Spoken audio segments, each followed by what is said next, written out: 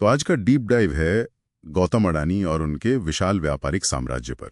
हमारे पास एक काफ़ी डिटेल्ड विश्लेषण रिपोर्ट है जो उनके सफ़र के कई अहम पहलुओं पर रोशनी डालती है। तो मिशन क्या है? समझना कि अडानी एक कमोडिटी ट्रेडर से दुनिया के सबसे बड़े इंफ्रास्ट्रक्चर प्लेयर्स में से एक कैसे बने, उनका बिजनेस मॉडल क्या है, ये पॉलिटिकल कनेक्शंस की क्या कहानी है और आगे क्या चुनौतियां हैं। ये कोई सीधी सापाट कहानी नहीं है, इसमें उतार चढ़ाव भी हैं, विवाद भी हैं। चलिए शुरू करते हैं। अडानी की शुरुआत, जैसा आपने कहा, काफ़ी साधारण रही। अहमदाबाद, मिडिल क्लास जैन परिवार, कॉलेज बीच में छोड़ा, मुंबई गए, हीरे का बिजनेस ट्राई किया, फिर वापस गुजरात आ गए भाई की प्लास्टिक फैक्ट्री में। हाँ, और वहीं उन्होंने वो पीवीसी इंपोर्ट करना शुरू किया, पॉलीविनाइल क्लोराइड। हाँ, और वो एक तरह से उनका पहला कदम था ग्लोबल ट्रेड में। बिल्कुल। फिर 1988 में अडानी एक्सपोर्ट्स सिर्फ 5 लाख रुपए की कैपिटल से शुरू किया था। हाँ, जो आज अडानी एंटरप्राइजेज है। और दिलचस्प बात यह है कि ये सिर्फ 1991 के रिफॉर्म्स की बात नहीं है। कुछ लोग कहते हैं कि 1985 में राजीव गांधी सरकार की एक पॉलिसी ने भी मदद की थी। हाँ, ये अक्सर लोग भूल जाते हैं। छोटे व्यापारियों के लिए इंपोर्ट एक्सपोर्ट थोड़ा आसान हुआ था, लेकिन जो बड़ा ब्रेक थ्रू था वो शायद 1995 में आया। मुंद्रा पोर्ट। हाँ, मुंद्रा। गुजरात सरकार पोर्ट को प्राइवेटाइज कर रही थी और अडानी ने वो मौका देखा। उन्हें समझ आया कि सिर्फ ट्रेडिंग काफी नहीं, लॉजिस्टिक्स पर कंट्रोल चाहिए। अच्छा, तो ये सिर्फ पोर्ट चलाने की बात नहीं थी, कुछ और था? हाँ बिल्कुल। मुंद्रा सिर्फ एक पोर्ट नहीं बना, वो एक स्पेशल इकोनॉमिक जोन मतलब एसईजी बन गया। इससे टैक्स बेनिफिट्स मिले, लैंड एक्विजिशन, क्लियरेंस सब आसान हो गया।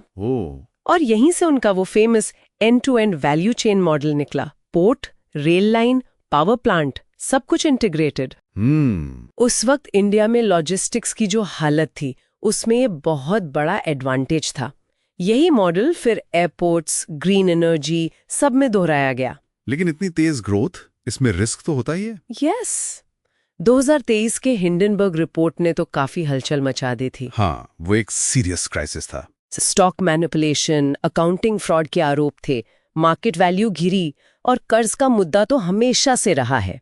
सितंबर 2022 में करीब 2.26 लाख करोड़ का कर्ज था ग्रुप पर। बाप रे। हालांकि इंफ्रा जैसे बिजनेस में हेवी डेट आम है क्योंकि शुरू में बहुत पैसा लगता है। पर हाँ, संकट के बाद ग्रुप ने डेट कम करने और इन्वेस्टर्स का भरोसा जीतने पर फोकस किया। और वो कुछ हद तक कामयाब भी हुए शायद। हाँ, हाल के जो नतीजे हैं, जैसे रिकॉर्ड ईबिटा करीब 90,000 करोड़ और कैश रिजर्व भी ठीक ठाक है, करीब 54,000 करोड़। ये दिखाता है कि कोर इंफ्रा बिजनेस मजबूत है। और विदेशी निवेशकों ने भी पैसा लगाया दोबारा। हाँ, जैसे जीक्यूजी पार्टनर्स वगैरह ने। ये भी एक तरह का कॉन्फिडेंस दिखाता है। अच्छा, ये तो हुई फाइनेंशियल साइड, लेकिन वो दूसरा पहलू पॉलिटिकल कनेक्शंस का, उस पे हमेशा सवाल उठते हैं, खासकर मौजूदा सरकार से नजदीकी के आरोप। देखिए, इंफ्रा बिजनेस भारत में क्या दुनिया भर में सरकारी नीतियों पर बहुत निर्भर करता है, तो बिजनेस और पॉलिटिक्स का नेक्सस तो रहता ही है। रिपोर्ट भी यही कहती है कि प्रोजेक्ट्स तो पिछली सरकारों के टाइम में भी मिले हैं, जैसे केरल का विजिंजम पोर्ट, वो कांग्रेस सरकार के वक्त मिला था। तो ये कहना कि सिर्फ एक पार्टी से लिंक है, वो शायद ओवर सिंप्लीफिकेशन होगा। हाँ, लगता तो यही है। ये मामला उससे ज्यादा कॉम्प्लेक्स है। लेकिन हाल में ये जो अमेरिका में ब्राइबरी के आरोपों की जांच शुरू हुई है, उसने एक नया एंगल जोड़ दिया है। हाँ, वो एक सीरियस डेवलपमेंट है। यूएस डिपार्टमेंट ऑफ जस्टिस जांच कर रहा है कि क्या भारत में एक सोलर प्रोजेक्ट के लिए रिश्वत दी गई। अडानी ग्रुप ने तो कहा है कि आरोप बेबुनियाद है, लेकिन इस जांच का नतीजा अहम होगा। क्यों? मतलब क्या असर हो सकता है? अगर आरोप साबित होते हैं तो उनकी ग्लोबल इमेज, फंडिंग, नए प्रोजेक्ट्स हासिल करने की क्षमता, सब पर असर पड़ सकता है। ये ग्लोबल बनने के साथ आने वाले नए रिस्क हैं। और विवाद सिर्फ फाइनेंस या पॉलिटिक्स तक ही सीमित नहीं है, एनवायरमेंटल कंसर्न्स भी तो रहे हैं। बिल्कुल। मुंद्रा पोर्ट के विस्तार पर मैंग्रोव्स को नुकसान के आरोप लगे थे, या अभी हाल में यूपी में एक पावर प्लांट को लेकर भी कुछ सवाल उठे थे पारदर्शिता पर। ये मुद्दे भी साथ साथ चलते रहे। और अब नजरें ग्लोबल हैं। ऑस्ट्रेलिया का वो कार्माइकल कोल माइन प्रोजेक्ट, हाँ, काफी विवादों के बाद भी चल रहा है। और अमेरिका, वियतनाम में भी बड़े इन्वेस्टमेंट प्लान्स हैं। हाँ, महत्वाकांक्षाएं साफ तौर पर ग्लोबल है, लेकिन जो फ्यूचर डायरेक्शन दिख रहा है वो ग्रीन एनर्जी का है। अच्छा। हाँ, कच्छ में भारत का पहला of grid green hydrogen plant शुरू करना, मतलब क्लीन एनर्जी से हाइड्रोजन बनाना। और वहीं दुनिया का सबसे बड़ा रिन्यूएबल एनर्जी पार्क बनाना 30 गीगावाट का। ये बहुत बड़े स्टेप्स हैं। और ये भारत के अपने क्लाइमेट गोल से भी जुड़ता है बिल्कुल। पूरी तरह से।